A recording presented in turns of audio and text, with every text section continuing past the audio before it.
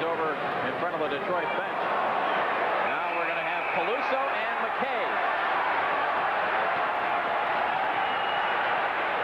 Peluso looks like he's a lefty.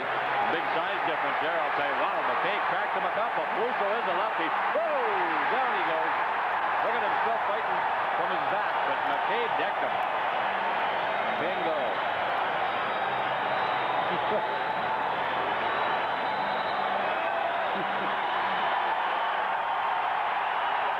Yeah, they love it here in Detroit. They love their fights, don't they?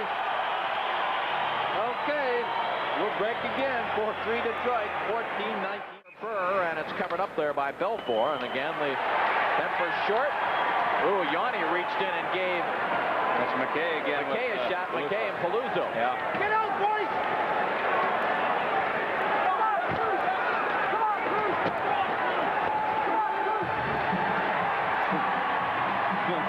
Peluso, the left hand, he's hitting the back of McKay's head. Randy, get that right loose.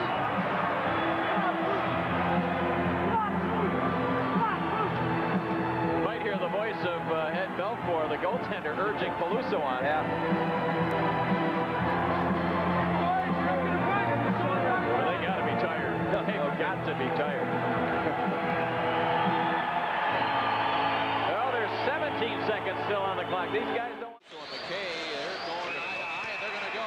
Peluso, a lefty. He lands a couple. McKay trying to tie him up. He's just taking him. He's just taking the punches, waiting to get his chance at him.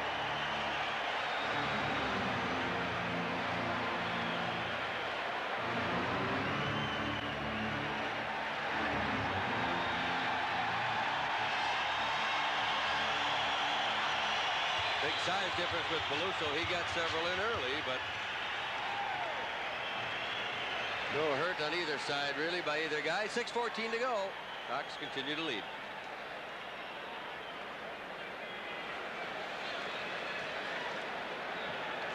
Detroit penalty, number 29. Lost it along the boards. Here's the fight. McKay ready to go with Peluso. These are two heavyweights.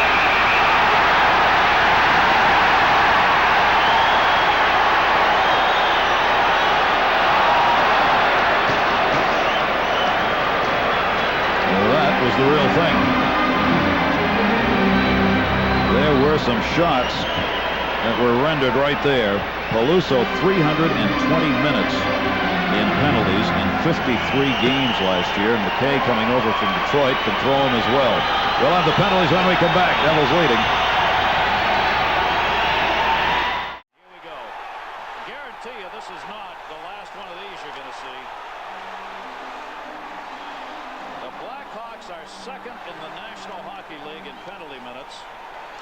The Devils have the fourth fewest, and they're going to be going at it tonight because the Blackhawks have decided they're going back to their old black and blue ways. Well, Peluso, who leads the National Hockey League with 300 minutes now, 305, probably 307. I think he'll get the instigator in this. He reached across and gave McKay a little shot. But of course, Randy McKay played last year for the Detroit Red Wings. He played 8 games against the Blackhawks, probably a lot of them against Mike Peluso. McKay, 5 minutes for fighting. McKay, 5 for fighting. Mike Peluso, 5 minutes for fighting. And Peluso, 5 for fighting, and there is no instigator. Jersey penalty, McKay, 5 for fighting.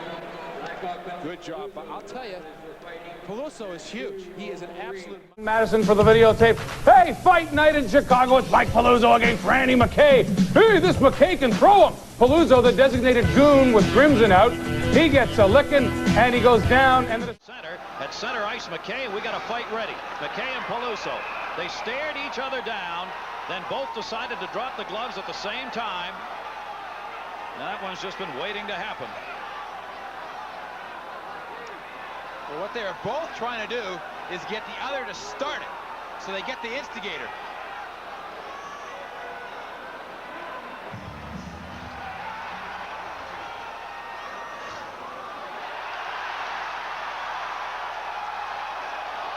Oh my gosh. I'll tell you, you just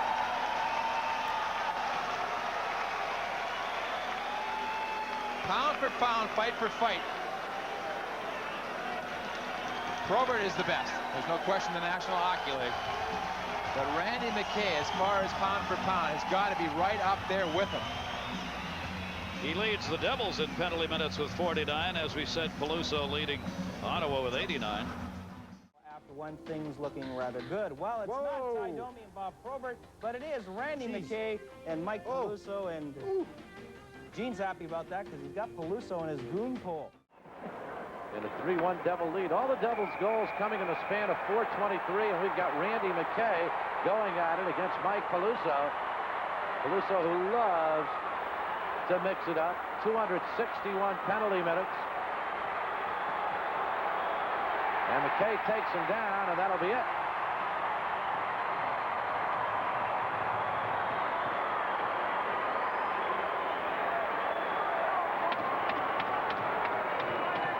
You know, you don't very often see Randy McKay get that mad. Usually when a fight's over, McKay's the first one to, when the referees step in, break it up and pull away. But he continued after and was really upset at the end.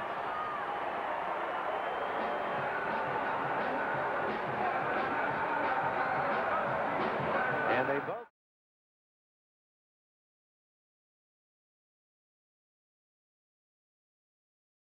For Randy McKay, and back in. Locker sets it up. Double team, they score! They did it! The crash line, Michael, forechecking. Randy McKay in overtime, seemingly harmless, but with the crashers out there, you never know.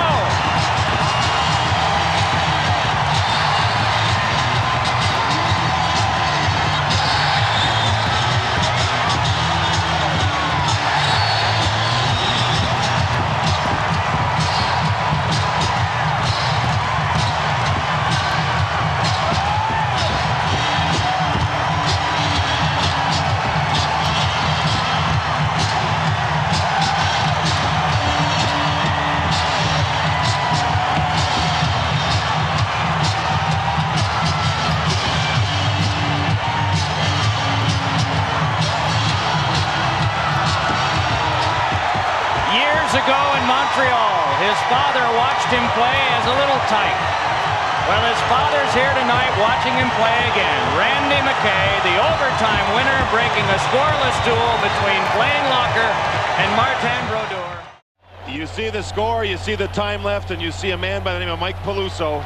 Mike, you see him all season long. That's expressing what this means to him.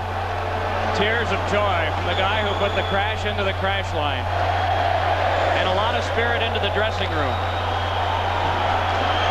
His family is here to watch him play tonight, coming from the range country up in Minnesota, where they're so proud of him.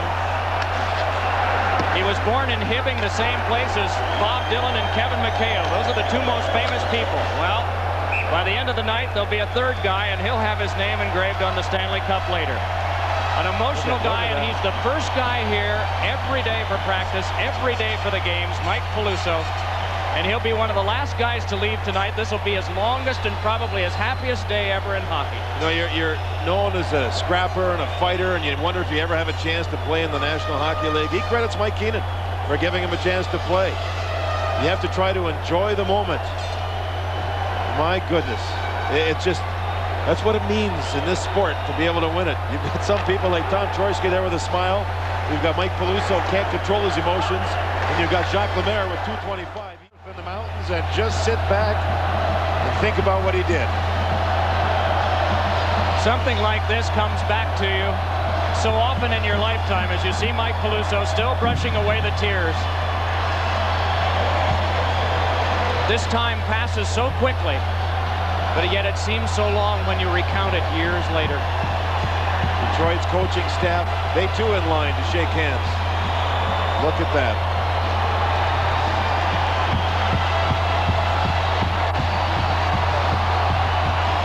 We will have the Stanley Cup. John McClain. He's been... Peluso, oh man, what a hit on Ulanov. And McKay wound up getting some of that, I think, and McKay is down and hurt. Boy, he's not moving. He hasn't moved at all since the collision with Ulanov. And Peluso, I'm telling you, he came roaring in all the way from the blue line with one thing in mind, and that was to make a crunching hit, and he sure did. Oh, look at this. There's some blood down underneath him. And I wonder if he caught a stick or something up in the... You see Mike Peluso, of course, upset with himself that his buddy and linemate got hurt. I just wonder if it might have been Peluso's stick, because it was, as I recall, it was out at the time he made collision. But you know, it might be something more serious than that. You know, Randy's taken sticks to the head before and gotten cut and clipped, but I've never seen him go down like that. You take a look. There's Randy there, number 21 red, and you're going to see Peluso come in from the left. Oh, my man. God, look at that. Whoa, jeez. Well, Ted Schuck was out very quickly. Fortunately, it is right near where the gate can open, and they can get help for him from a doctor if need be, but it's something that Ted Schuck is able to handle right now. Said there hasn't been a kick out of him. And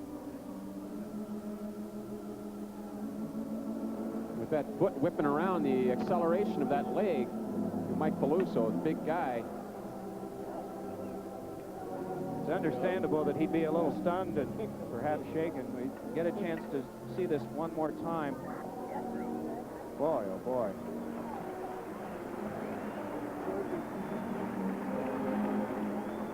See the concern on Mike Peluso's face. These guys are all brothers on the ice. Take another look here. Watch here from this angle. Again, watch Randy. There's Randy McKay, 21 red. And you're going to see Peluso come in from the right. Oh, jeez. Man, oh, man, that right foot came flying up. And winning, and, you know, all of your teammates have nothing but great things to say about you from back then until now. And so... Yeah, Mike Peluso was... so we became great friends, you know, for the time that we were there, and we were good buddies. But I fought Mike 11 times before he got traded to the Devils. I knew it was a lot. I know you had a lot of the Hawks wings. It was the most of any other player I've ever fought, I think. 11 times. 11 times in 3 years or whatever. Wow. And it was like every night we played, you knew we were going to fight.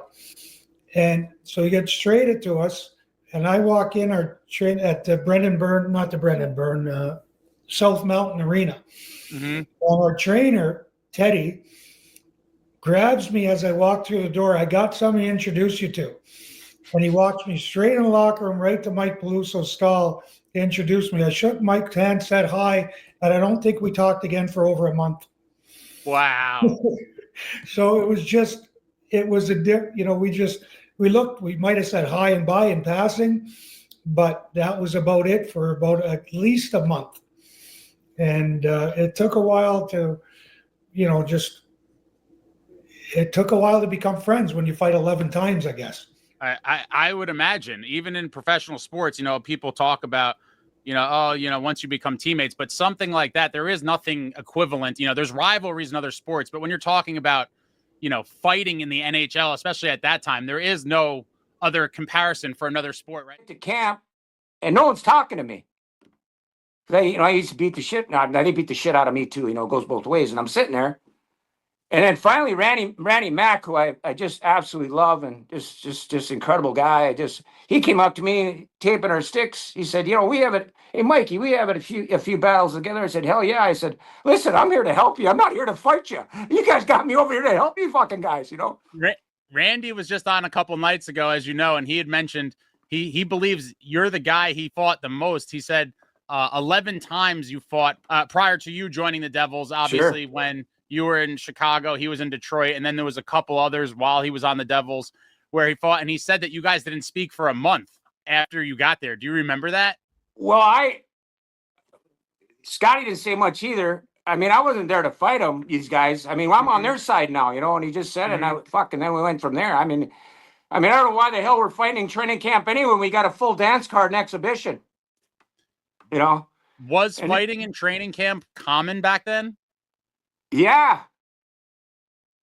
Do you remember fighting anyone in Devils training camps? Yeah, Reed fucking Simpson. Was